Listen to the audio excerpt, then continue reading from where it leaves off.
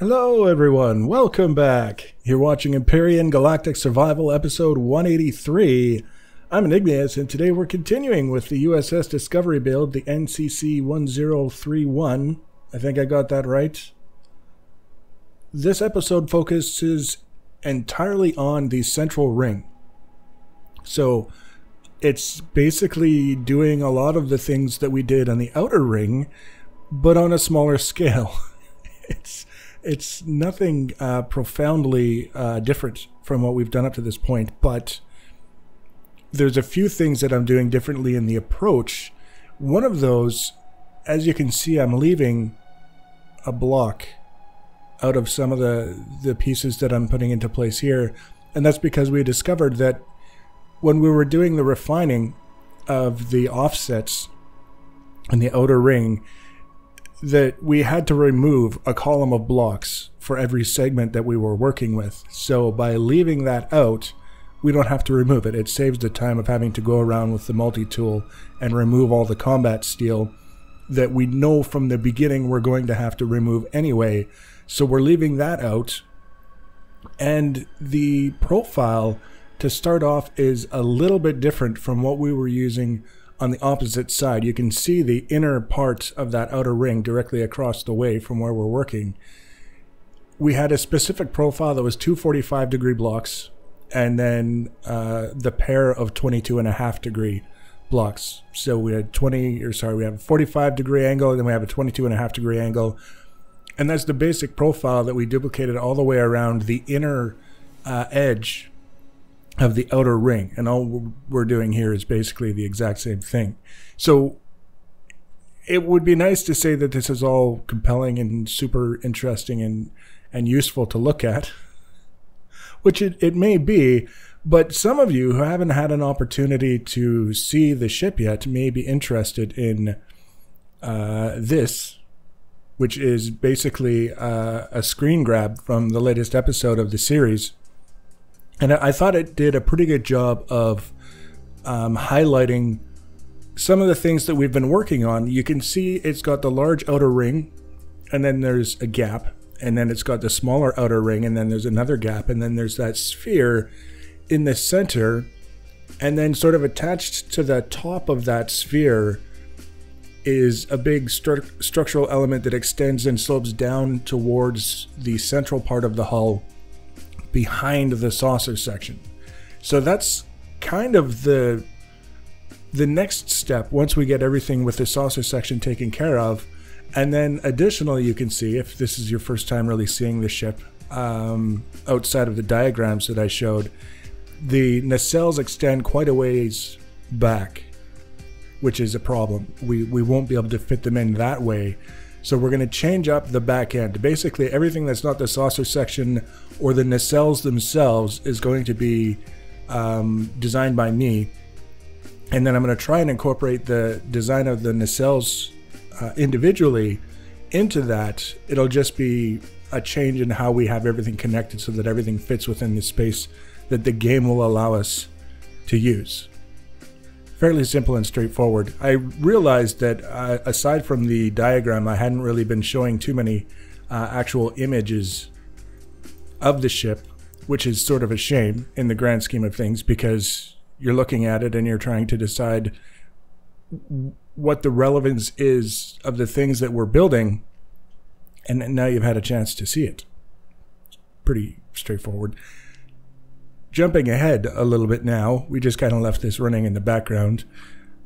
We're still working on that same section. We're still working on the outer edge of the small ring that goes around the sphere, and just trying to get everything sort of in place. The thing that I wanted to keep in mind for this is the way that the thickness of the inner ring matches the outer ring. And realistically, the way that it's laid out, from what I've seen in the diagrams, is that there's a little wee tiny bit of a slope on that inner ring across the top and along the bottom, so that if you were looking at the ship basically head-on at the same level as the saucer section, you wouldn't necessarily be able to tell where the outer ring ends and where the inner ring begins. because it's just a very small difference.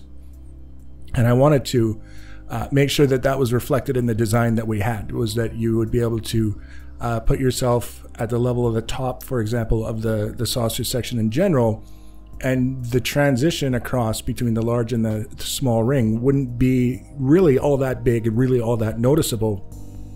So the reason why I put 3 45-degree blocks, as you can see there, I told you at the very beginning, the profile that we had was on the outer ring was 2 45-degree blocks and then the 22.5-degree blocks. This one we have 3 45-degree blocks and then the pair of 22.5-degree blocks. So it's 1 block higher than the outer ring, which ends up being not correct.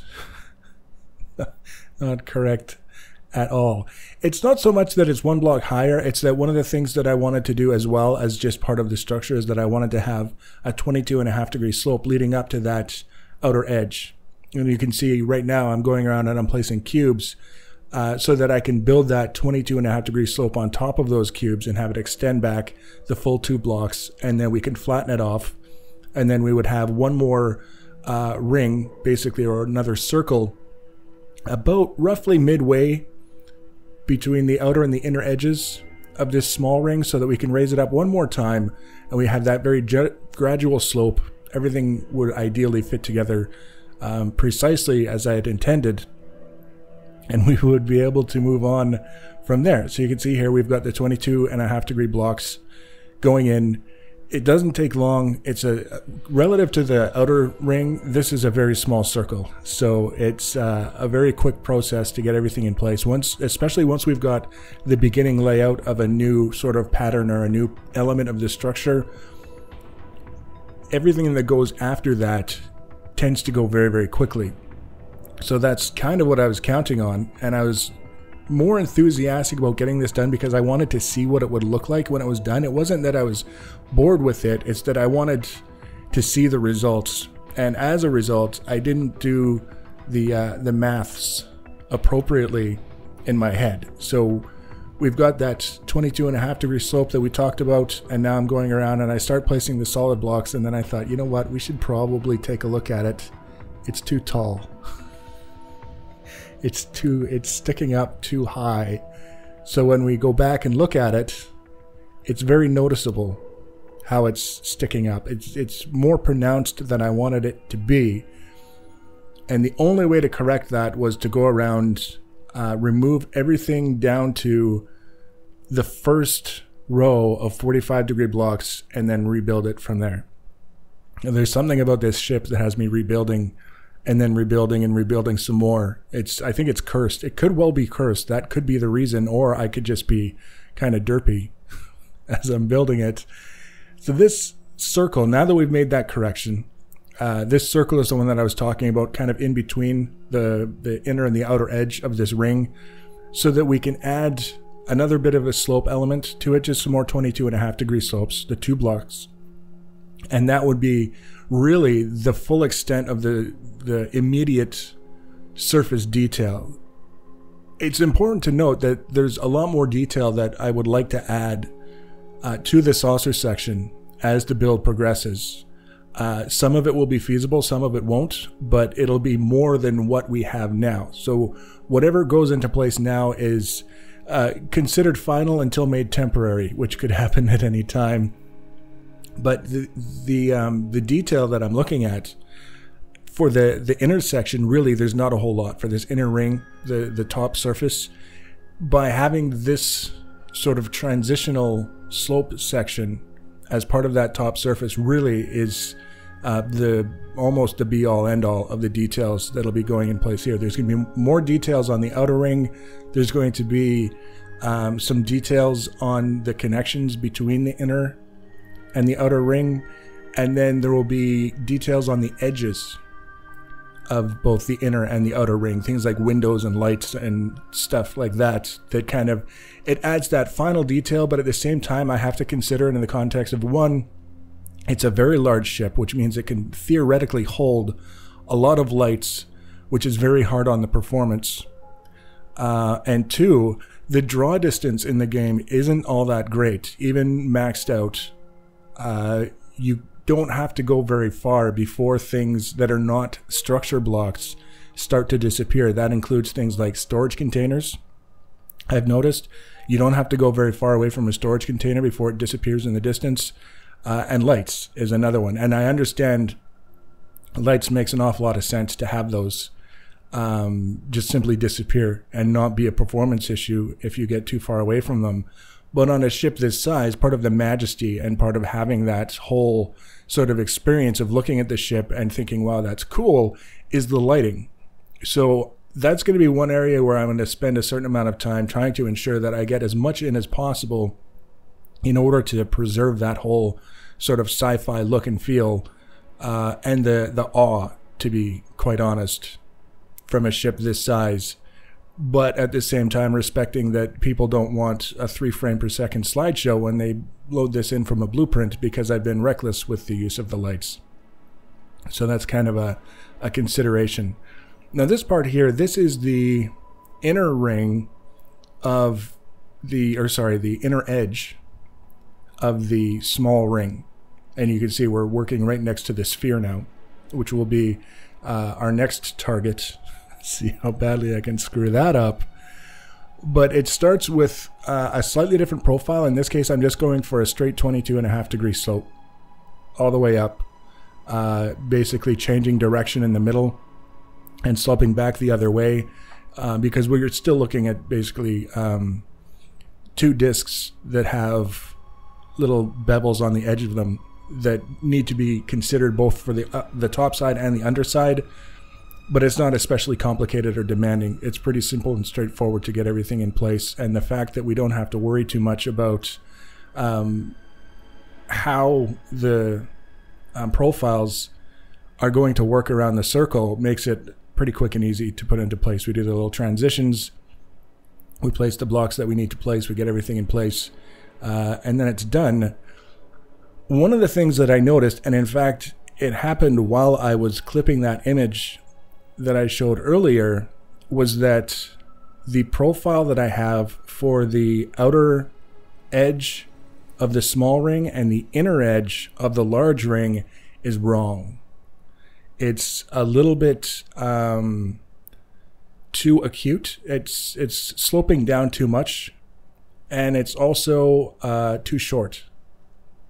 If you were to go back and look at the image, I would probably be able to get away with replacing both of those profiles with just a 22.5 degree shallow slope leading to a 90 degree cutoff, and then going back the other way on the underside. And I think that's what I'm going to do between this episode and the next, is I'll just kind of sneak around and take care of that, because we've seen enough of this circle edge nonsense the last couple of episodes. We don't need to do another one just on fixing the end result.